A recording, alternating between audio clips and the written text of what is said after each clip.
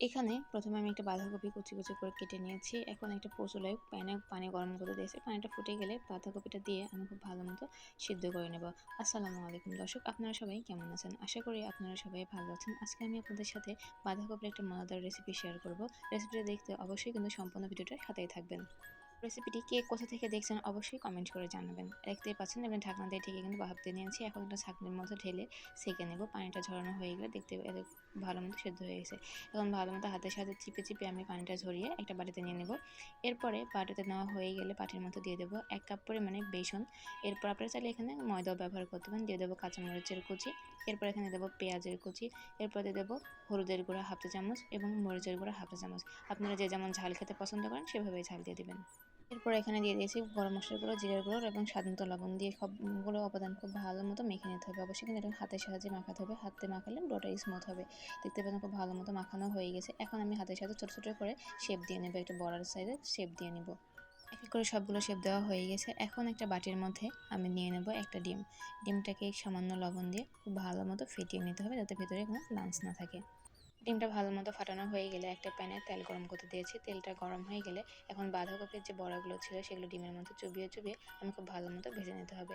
তেলটা কিন্তু হালকা কুসুম গরম থাকতে দিয়ে দিতে হবে এবং চুলার ফ্লেমটা কিন্তু সবসময় মিডিয়াম লো আঁচে রাখতে হবে।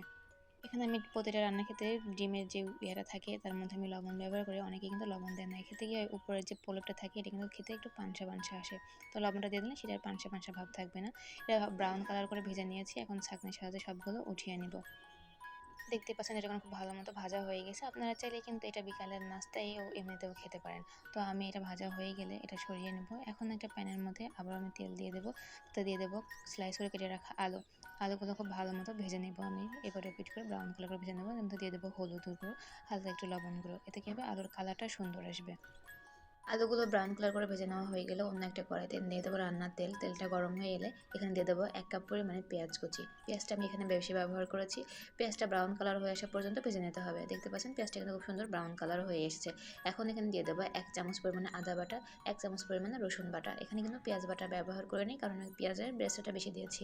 এটা ভালো মতো কষানো হয়ে গেলে দিয়ে দেবো 1/2 কাপ পরিমাণে টমেটো বাটা। আপনারা চাইলে এখানে টমেটো সস অথবা কেচাপ ব্যবহার করতে পারেন অথবা গোটা টমেটো কুচি কুচি করে ব্যবহার করতে পারেন। সেটা ভালো মতো কষানো হয়ে পানি দিয়ে গেলে দিয়ে দেবো নুন স্বাদ মতো। এরপর দিয়ে দেবো মরিচের গুঁড়ো 1 চামচ, হলুদের গুঁড়া 1/2 চামচ এবং জিরের গুঁড়া 1/2 চামচ এবং দিয়ে দেবো গরম মশলার গুঁড়া 1/2 চামচ।